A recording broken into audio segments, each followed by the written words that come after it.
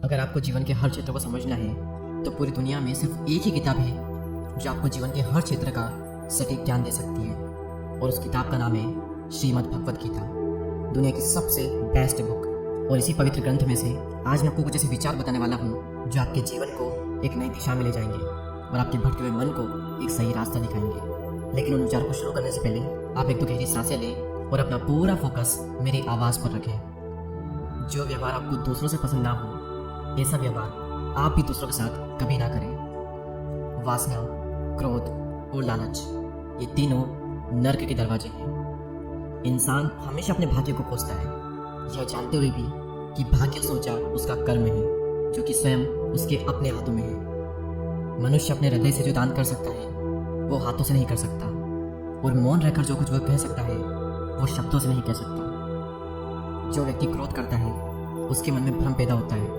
जिससे उसका बौद्धिक तर्क नष्ट हो जाता है और तभी उस व्यक्ति का धीरे धीरे पतन होने लगता है। मन की शांति से बढ़कर इस संसार में कोई भी संपत्ति नहीं है। कोई भी मनुष्य जन्म से ही महान नहीं होता, बल्कि महान बनने के लिए उसे महान कर्म भी करने पड़ते हैं। ज़्यादा खुश होने पर और ज़्यादा दुखी होने पर कभी भी निर्णय नहीं लेना चाहिए, क्योंकि यह दोनों ही परिस्थितियाँ आपको सही निर्णय नहीं लेने देती।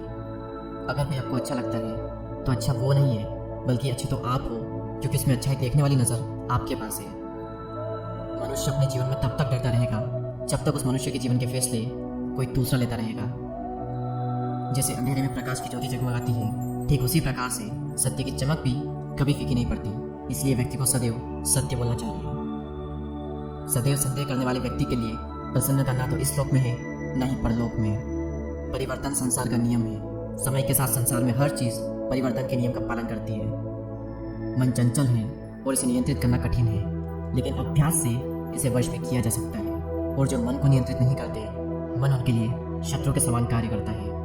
कर्म वह फसल है जिसे इंसान को हर हाल में काटना ही पड़ता है। इसलिए हमेशा अच्छे बीज बोएं ताकि आपकी फसल भी अच्छी हो। जिस प्रकार दीपक में तेल समाप्त होने पर दीपक बुझ जाता है, ठीक उसी प्रकार जब मनुष्य के कर्म भी क्षीण होने लगते हैं, तब उस मनुष्य का भाग्य भी नष्ट हो जाता है। इंसान के जीवन में आने वाला बुरा समय उस आईने की तरह होता है जो हमें हमारी क्षमताओं का सही आभास करवाता है। किसी भी व्यक्ति को ना तो समय से पहले और ना ही भाग्य से कुछ मिलता है, लेकिन उसे सदैव पाने के लिए उसे प्रयत्नशील रहना चाहिए। जिस प्रकार अग्नि स्वर्ण को परखती है, उसी प्रकार संकट वीर पुरुषों को। दूसरों पर भरोसा करना अच्छी बात है, पर कभी कभी भरोसा करने में भी सावधानी रखनी चाहिए, क्योंकि कई बार हमारे खुद के दांत भी हमारी जीभ को काट लेते हैं। आपको सच्चा चाहने वाला आपसे हर तरह की बात करेगा, हर मसले पर बात करेगा, लेकिन धोखा देने वाला आपसे सिर्फ प्यार भरी बातें करेगा। जीवन का दूसरा नाम संघर्ष है। मैं कर सकता हूँ ये आत्मविश्वास है, लेकिन सिर्फ मैं ही कर सकता हूँ ये सोचना घमंड है। आत्मविश्वास को अपनाएं और घमंड को छोड़ें। कौन क्या कह रहा है और क्यों कह रहा है, इन सबसे आप जितना दूर रहेंगे, जीवन में आप उतना ही खुश रहेंगे। अगर आप अपनी गलतियों से कुछ सीखते हो तो गलतियाँ सीढ़ियाँ बनती है, और अगर नहीं सीखते हो तो गलतियाँ सागर बनती है। फैसला आपका है कि आपको चढ़ना है या फिर डूबना है। गीता में लिखा है कि जब इंसान की जरूरत बदल जाती है, तब उस इंसान के बात करने का तरीका भी बदल जाता है। मनुष्य अपने विश्वास से निर्मित होता है। जैसा वह विश्वास करता है वैसा ही वह बन जाता है।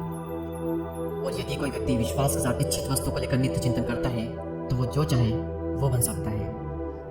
जीवन में सफलता का ताला दो चाबियों से खुलता है, एक कठिन परिश्रम और दूसरा दृढ़ संकल्प। जब इंसान अपने काम में आनंद खोज लेता है, तब वो पूर्णता प्राप्त कर लेता है। मनुष्य को इस बात का घमंड कभी भी नहीं होना चाहिए कि उसे जीवन में किसी की भी आवश्यकता नहीं पड़ेगी, और इस बात की गलतफहमी भी नहीं होनी चाहिए कि उसकी ज़रूरत हर किसी को होगी। अगर आपको जीवन में कभी झुकना है तो किसी की विनम्रता के आगे झुकें, लेकिन किसी की शक्ति के आगे, रूप के आगे और धन के आगे कभी मत झुकना। जो बीत गया उस पर दुख क्यों करना, जो है उस पर अहंकार क्यों करना, और जो आने वाला है उस पर मोह क्यों करना। जिस प्रकार विद्यार्थी का धर्म होता है विद्या प्राप्त करना, सैनिक का धर्म होता है देश की रक्षा करना, ठीक उसी प्रकार मनुष्य को अपने धर्म के अनुसार कर्म करना चाहिए। और जिस मानव का जो कर्तव्य है वो कर्तव्य उसे पूर्ण करना चाहिए। अपने ज़रूरी कामों को पूरा करो, क्योंकि वास्तव में काम करना कुछ न करने से कई गुना बेहतर है। वक्त से पहले मिली चीज़ें अपना मूल्य खो देती है, और वक्त के बाद मिली चीज़ें अपना महत्व। इसलिए समय की कदर करें और अपने काम को समय पर करने की कोशिश करें। जीवन का आनंद ना तो भूतकाल में है और ना ही भविष्य काल में, बल्कि जीवन का आनंद तो बस वर्तमान में जीने में है। सही कर्म वह नहीं है जिसके परिणाम हमेशा सही हो, बल्कि सही कर्म तो वह है जिसका उपदेश कभी भी गलत ना हो। श्री कृष्ण अर्जुन से कहते हैं, अर्जुन भला तुम क्यों रोते हो? तुमने जो खोया है क्या वो तुमने पैदा किया था? आज जो तुम्हारा है वह कल किसी और का होगा, क्योंकि परिवर्तन ही संसार का नियम है। अगर आप किसी का अच्छा ना कर सको तो बुरा भी मत करना, क्योंकि दुनिया कमज़ोर है, दुनिया को बनाने वाला नहीं। माफ़ करना और शांत रहना सीखिए। आप एक ऐसी ताकत बन जाओगे कि पहाड़ भी रास्ता देंगे। जो होने वाला है वो होकर ही रहता है, और जो नहीं होने वाला वो कभी नहीं होता है। ऐसा निश्चय जिनकी बुद्धि में होता है उन्हें कभी भी चिंता नहीं सताती। सत्य कभी दावा नहीं करता कि मैं सत्य हूँ, लेकिन झूठ हमेशा दावा करता है कि सिर्फ मैं ही सत्य हूँ। भगवान श्री कृष्ण कहते हैं कि मैं इस संसार की सुगंध हूँ, अग्नि की उष्मा हूँ और समस्त जीवित प्राणियों का आत्मसंयम हूँ। आप चाहे कितने भी अच्छे कर्म कर लो, लेकिन समाज सदैव आपके बुरे कर्मों को ही याद रखता है। इसलिए लोग क्या कहेंगे यह सोचने से बेहतर है कि आप अपना कर्म करें। जो बहुत ही कम खाता है या फिर ज़्यादा खाता है, जो बहुत ही कम सोता है या फिर बहुत ही ज़्यादा सोता है, उसके योगी बनने की कोई संभावना नहीं है। आप खाली हाथ आए थे और खाली हाथ ही चले जाओगे। जब मन व्याकुल हो तब कोई भी निर्णय ना लें। भरे हुए मन से लिया गया निर्णय कभी भी सही नहीं होता। जुआ, मदिरापान, हिंसा, असत्य, मद, आसक्ति, निर्दयता और एक से ज़्यादा स्त्री से संबंध रखना, इन सब में कलयुग का वास है। इंद्रियों के अधीन होने से मनुष्य के जीवन में विकार और परेशानियां आती है। आनंद मनुष्य के भीतर ही निवास करता है, लेकिन मनुष्य उसे स्त्री में, घर में और बाहरी सुखों में खोज रहा है। और आखिरी विचार कि भगवान ने जिसे भी संपत्ति दी है उसे गाय अवश्य रखनी चाहिए। इन सभी विचारों में से कौन सा विचार आपको सबसे ज़्यादा पसंद आया, हमें कमेंट कर ज़रूर बताएं। और इसी तरह के पॉजिटिव वीडियोस को देखने के लिए हमारे चैनल को सब्सक्राइब करके बेल आइकन को प्रेस करें। मैं आपसे मिलूंगा अगले वीडियो में, तब तक के लिए जय हिंद, जय भारत, जय श्री कृष्ण।